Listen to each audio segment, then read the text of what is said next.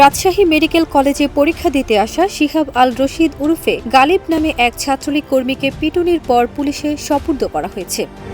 ওয়ালটনের পণ্য কিনে জিতে নিতে পারেন নগদ ২০ লক্ষ টাকা। Double million offer! Walton fridge কিনে পেতে পারেন ২০ লক্ষ টাকা। রয়েছে কোটি কোটি টাকার নিশ্চিত উপহার। ১২ নভেম্বর সকাল ৯:৩০টার দিকে পরীক্ষা দিতে গেলে রামেকের প্রধান ফটক থেকে তাকে মোটরসাইকেলে করে বন্ধ গেট এলাকায় নেওয়া হয়। সেখানে পিটুনি দেওয়ার পর তাকে পুলিশে সোপর্দ করা হয়েছে। শিহাব আল রশিদ রংপুর মেডিকেল কলেজের ছাত্র। তিনি পাবনা সদরের চাকপাইলানপুর গ্রামের হারুন রশিদের ছেলে। আগে রাজশাহী মেডিকেল কলেজের ছাত্র ছিলেন শিহাব। তখন ছাত্রলীগের কর্মী হিসেবে পরিচিত ছিলেন তিনি।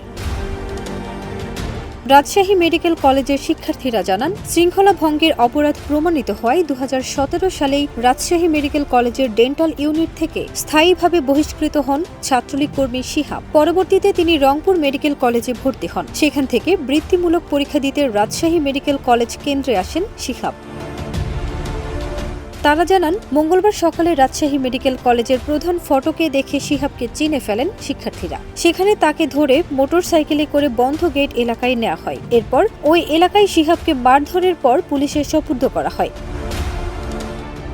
এ বিষয়ে রাজপাড়া থানার ভারপ্রাপ্ত কর্মকর্তা আশরাফুল ইসলাম জানান, আওয়ামী লীগ সরকার পতনের আগে ছাত্র জনতার উপর হামলার ঘটনায় তার বিরুদ্ধে থানায় একটি মামলা আছে। সে মামলায় গ্রেপ্তার দেখিয়ে শিহাব আল রশিদকে আদালতের মাধ্যমে কারাগারে পাঠানো হয়েছে।